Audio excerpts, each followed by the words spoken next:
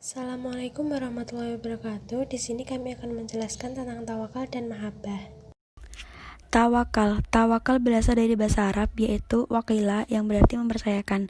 Dalam bahasa Indonesia, tawakal adalah pasrah diri kepada Allah, percaya dengan sepenuh hati kepada Allah dalam penderitaan dan sebagainya, atau sesudah berikhtiar baru berserah kepada Allah. Hamdun Al-Ghazali berkata, tawakal adalah berpegang teguh kepada Allah Subhanahu wa Ta'ala. Menurut Ibnu Qodamah, ada 3 derajat tawakal, yaitu menyerahkan diri hanya kepada Allah Subhanahu wa Ta'ala dan selalu mengharapkan pertolongannya, pasrah dan tidak bersandar kecuali seperti pertolongan anak yang hanya bersandar kepada ibunya dan tidak berpisah dengan Allah Subhanahu wa Ta'ala. Landasan dalil tawakal dalam Al-Quran terdapat pada surat Al-Furqan ayat 58 yang berbunyi wa tawakkal 'alal hayyil ladzi la yamutu wasabbih bihamdih wa kafa bihi bidunubi ibadihi khabira, dan bertawakallah kepada Allah yang hidup kekal yang tidak mati, dan bertasbihlah dengan memujinya, dan cukuplah Dia Maha mengetahui dosa-dosa hamba-hambanya. Allah memerintahkan Rasulnya untuk bertawakal kepadanya dan tidak bersandar melainkan hanya kepadanya, sebab Allah lah Rabb yang terus-menerus hidup dan tidak akan pernah mati. Kemudian Al-Imran ayat 159.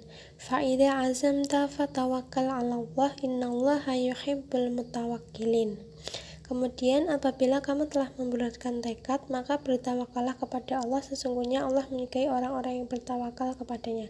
Maksudnya adalah jika kita sudah berikhtiar, maka seharusnya kita bertawakal kepada Allah.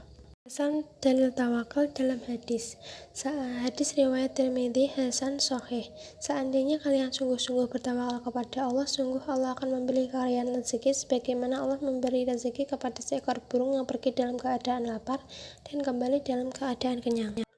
Contoh sikap tawakal kepada Allah. Kita diperintah kepada Allah untuk menuntut ilmu. Maka dari itu, setiap orang harus berusaha semaksimal mungkin mencari ilmu. Karena dengan ilmu itulah kita bisa menjadi orang yang sukses dan berguna bagi masyarakat. Sebab memiliki kemampuan dan pengetahuan yang luas. Setelah kita berikhtiar, berusaha, dan berdoa, hasilnya kita pasrahkan kepada Allah. Karena kewajiban kita hanyalah belajar. Untuk urusan apakah menjadi orang sukses atau pintar, semua Allah yang menentukan. Mahabbah berasal dari kata ahabba, yang secara harfiah berarti mencintai secara mendalam. Dalam Mujam Al-Falsafi, Jamil Saliba mengatakan mahabbah adalah lawan dari al-bagh, yakni cinta lawan dari benci. Al-mahabbah dapat pula berarti al-wadud, yakni yang sangat kasih atau penyayang. Dalam kajian tasawuf, mahabbah berarti mencintai Allah dan mengandung arti patuh kepadanya dan membenci sikap yang melawan kepadanya, mengosongkan hati dari segala gala kecuali Allah Subhanahu wa Ta'ala, serta menyerahkan seluruh diri kepadanya.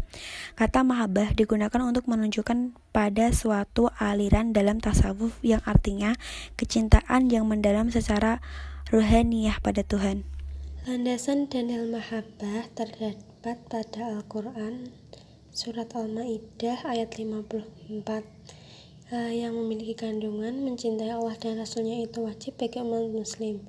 Jika kita mencintai Allah, maka Allah akan mencintai kita, bahkan cintanya Allah kepada kita akan lebih besar.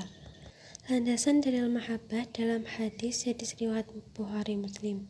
Tidak beriman seorang hamba sampai dia mencintaiku melebihi cintanya kepada orang tuanya, anaknya, dan manusia seluruhnya.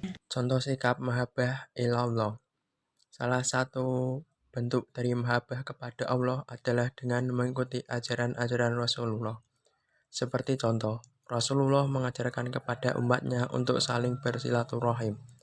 Maka kita sebagai umatnya sebisa mungkin menjaga silaturahim kepada sesama, supaya tidak terjadi perpecahan yang menyebabkan terjadinya permusuhan. Dengan bersilaturahim itulah kita berarti telah mengikuti ajaran Rasulullah sebagai bentuk mahabbah kita kepada Allah Subhanahu wa Ta'ala. Sekian dari kami, kurang dan lebihnya mohon maaf. Wassalamualaikum warahmatullahi wabarakatuh.